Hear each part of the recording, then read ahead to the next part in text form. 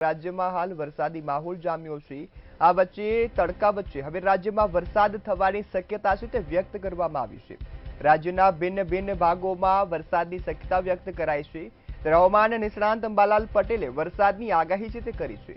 દક્ષિણ મધ્ય તેમજ સૌરાષ્ટ્રના વરસાદની શક્યતા દેખાઈ રહી છે। ત્યારે અમદાવાદ ગાંધીનગરમાં પણ વરસાદી ઝાપટા પડે તેવી આગાહી કરવામાં આવી છે।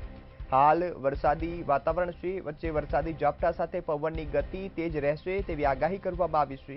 આગામી 10 જુલાઈથી વડોદરા પંચમહાલમાં ભારે વરસાદ છે, ત્યારે પાટણ, મહેસાણા અને વિસનગરમાં પણ વરસાદ થવાની શક્યતા દેખાઈ રહી છે।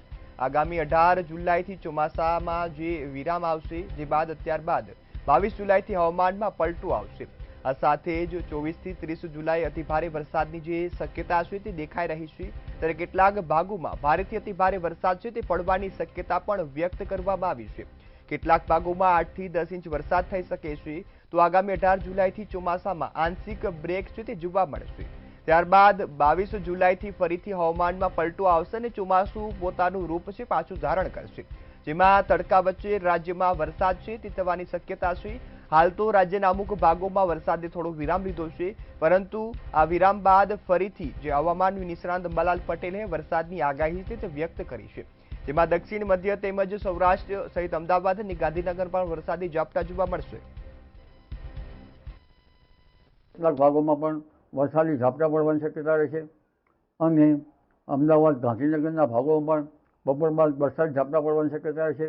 પવનની ગતિ રહેશે, પરંતુ ત્યારબાદ બંગાળ ઉપસાગરની એક સિસ્ટમ લગભગ 10 તારીખ આસપાસ રાજ્યના ભાગોમાં આવી શકશે અને તે પણ ઘણે ભારે વરસાદ કરવાની શક્યતા છે। પૂર્વીય ગુજરાતના ભાગોમાં ભારેથી અતિભારે વરસાદ થવાની શક્યતા રહે અને લગભગ મહીસાગરના ભાગમાં ભારે વરસાદ થઈ શકે। વડોદરાના કેટલાક ભાગમાં ભારે વરસાદ થવાની શક્યતા રહેશે। દાહોદ, પંચમહાલ, જાંબુગઢના ભાગમાં ભારે વરસાદ થવાની શક્યતા રહેશે। ભરૂચના ભાગમાં ભારે વરસાદ થવાની શક્યતા રહેશે। દક્ષિણ સૌરાષ્ટ્રના કેટલાક ભાગમાં ભારે વરસાદ થવાની શક્યતા રહેશે।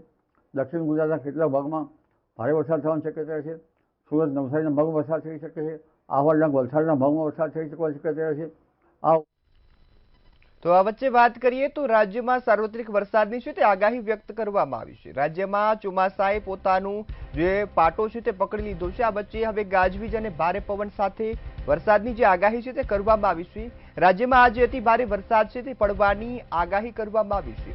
નર્મદા, સુરત, નવસારી, વલસાડમાં સહિત જે દમણ અને દાદરા નગર છે ત્યાં પણ અતિ ભારે વરસાદની આગાહી છે તે કરવામાં આવી છે। આ સાથે જ તાપી, વડોદરા, છોટાઉદેપુરમાં પણ વરસાદની જે આગાહી છે તે કરવામાં આવી છે। ભરૂચ, દાહોદ, પંચમહાલ અને ડાંગમાં પણ વરસાદની આગાહી છે તે કરવામાં આવી છે। જ્યારે અમરેલી, ભાવનગર, બોટાદમાં વરસાદની આગાહી સામે આવી છે। અમદાવાદ અને ગાંધીનગરની વાત કરીએ તો અમદાવાદ અને ગાંધીનગરમાં મધ્યમ જે વરસાદ છે તે રહેશે। સાયક્લોનિક સર્ક્યુલેશન ટ્રફ લાઇન આ સક્રિય થયા છે, જેના કારણે હવે 10 થી 14 જુલાઈ રાજ્યમાં ભારે વરસાદની આગાહી છે તે કરવામાં આવી છે।